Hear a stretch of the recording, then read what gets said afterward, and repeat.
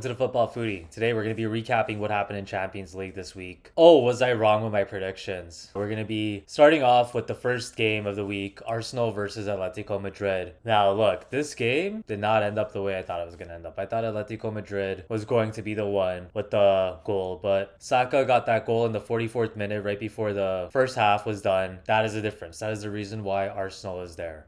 Atletico Madrid, they couldn't score for their life. And yeah, let's be brutally honest. If you're not going to score, you're not going to win. Atletico Madrid's way of soccer of just dirty, little, gritty, get that one goal and park the bus. It didn't work out in England. So unfortunately, Atletico Madrid's plan of just getting that little cheap goal and parking the bus for life unfortunately backfired. What was Diego Simeone thinking? He's subbing off Lookman and Alvarez. You got to keep those guys in the whole game, especially if you're trailing by a goal away. Like those guys are literally the players that are going to score for you, and you're just literally just subbing them. Where's the logic behind it? If you had the lead and you wanted to maintain it and play more defensively, yes, I get it. But I think Simeone's a good coach. I just don't agree what he did or how he ended the game. This is the reason why Atletico Madrid lost to Arsenal. Defensively, Arsenal just outshined Atletico Madrid. Gabriel was amazing defensively. He was definitely a star for Arsenal. He was definitely holding them on.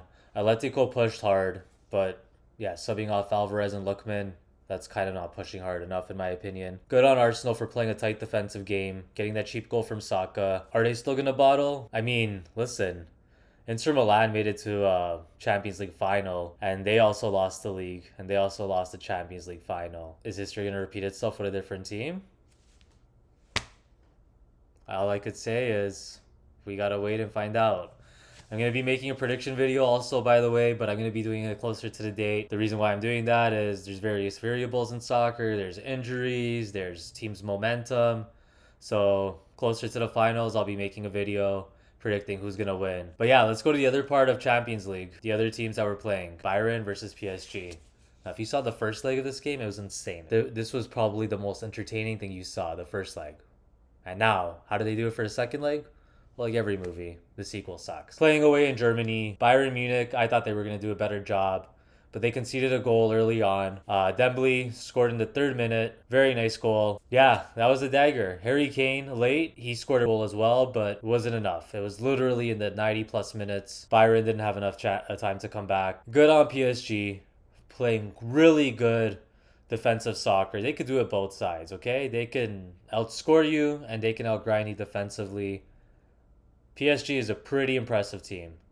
They really are. I think they might go back to back. I'm gonna say PSG, they have literally overcome everything so far. They're a soccer team. They're not one superstar. There's various superstars that can burn you. You have a Dembele. You have a Georgian wonder who I can't pronounce his name if my life depended on it. You have Neves. You have Mendes. You have the scientist in the middle, Vitinha. You have William Pacho, another great center back. You have Marquinhos. I could go on and on.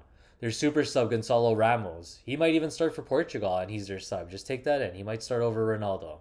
We'll find out in the World Cup.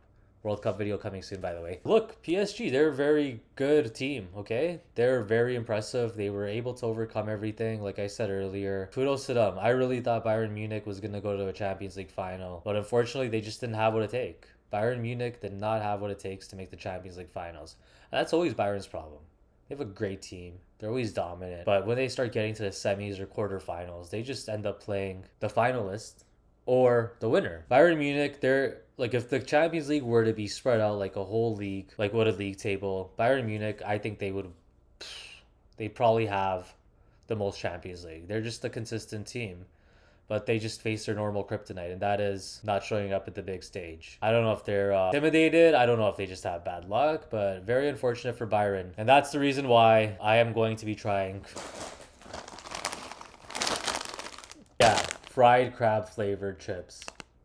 Pray for me. I'm also going to be adding some red hot sauce, El Yucateco from Mexico on these chips, you know, just to balance off the crab flavor. My stomach is going to kill after this. Stay tuned. Let me give you a food review. So this hot sauce on one of these Lay's chips. And I just got to tell myself, this is for guessing that Atletico Madrid would beat Arsenal. By the way, I still believe Arsenal will bottle. All right, let's put the sauce on. I'm gonna pretend it kind of looks like ketchup. I don't know if you could see it. It's like leaking out of the chip. So let's try it.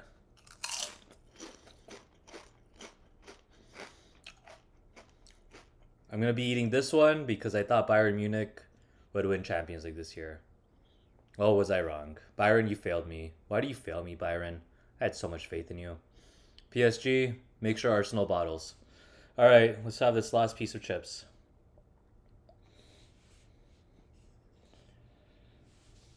Byron, you've let me down.